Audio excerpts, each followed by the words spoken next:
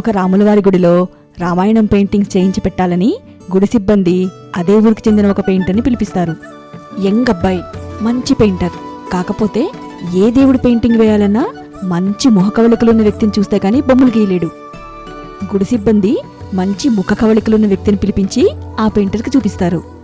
Painter అతని మొహంతో inspire అయ్యి రాములవారి పెయింటింగ్స్ చేయడం మొదలు పెడతాడు. రాములవారు అడవిపాలయ్యే ఘట్టం వరకు పెయింటింగ్స్ వేసేలోపు ఆ పెయింటర్ అబ్బాయికి పై చదువులకు అబ్రాడ్ వెళ్లే అవకాశం వస్తే పెయింటింగ్ పనులు ఆపేసి యూఎస్కి వెళ్ళిపోతాడు. కొన్నేళ్లకి చదువు ముగించుకుని తిరిగి మళ్ళీ తన ఊరికొస్తాడు.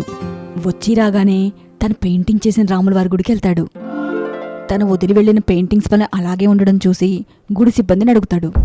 నీలా మంచి పెయింటర్ దొరక్క మేం కూడా పెయింటింగ్స్ వేయించలేదు. ఇప్పుడు నువ్వు తిరిగి వచ్చావు కాబట్టి మళ్ళీ నువ్వే పూర్తి చెయ్యి అని గుడి సిబ్బంది రిక్వెస్ట్ చేసుకుంటారు. ఆ అబ్బాయి సరే అంటాడు. ఇక రావణాసుడు పెయింటింగ్స్ మొదలుపెట్టాలి. కానీ ఎలా? తనేమో క్యారెక్టర్కి తగ్గ మొహం చూస్తే గానీ పెయింటింగ్ వేయలేడు కదా. సో గుడి సిబ్బందికి అలాంటి మొహం ఎక్కడా కనిపించక చివరికి అదే ఊళ్ళో ఉన్న ఒక జైలుకా పెయింటర్ని తీసుకెళ్లి ఉరి శిక్ష పడ్డ ఓ నేరస్తుని చూపిస్తారు. పెయింటర్ ఆ నేరస్తుడి మొహాన్ని దృష్టిలో పెట్టుకుని రావణాసుడు పెయింటింగ్స్ కూడా పూర్తి చేస్తాడు. ఇటు పెయింటింగ్స్ పూర్తవుతాయి, అటు నేరస్తుడికి ఉరిశిక్ష విధించే రోజు కూడా రానే వస్తుంది. పోలీసులు ఆ నేరస్తుణ్ణి నీ ఆఖరి కోరిక ఏంటని అడిగితే చివరిసారిగా గుడికెళ్ళి దేవుణ్ణి దర్శించుకోవాలని అంటాడు. పోలీసులు అతన్ని ఆ ఊరి రామాలయానికి తీసుకెళ్తారు. అతను దేవుణ్ణి దర్శించుకుని అక్కడ గోడకి తగిలేసిన తన ముఖ కవళికలతో ఉన్న పెయింటింగ్స్ చూసి గుండెలు పగిలేలా ఏడుస్తాడు. అది చూసిన పోలీసులు, ఎందుకు ఏడుస్తున్నావయ్యా? రావణాసురుడి బొమ్మలు నీ మొహ కవళికలతో గీస్తే మాత్రం ఏంటి?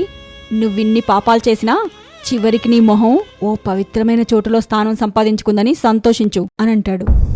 అందుకతను, నా ఏడుపు రావణాసురుని చూసి కాదు, రాములవారిని చూసి అని అంటాడు.